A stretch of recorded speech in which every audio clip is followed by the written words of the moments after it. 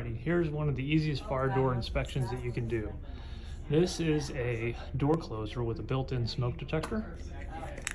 So all you need is a can of smoke.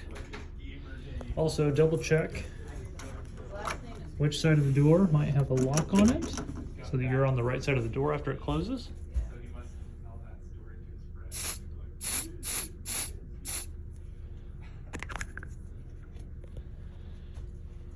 Let it do its thing.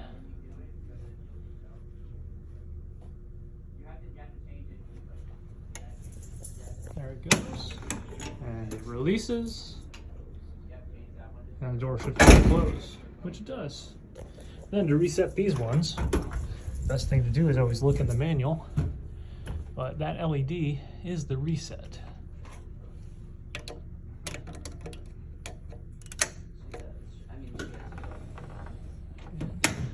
Reset the door. And that's a fire door inspection-ish.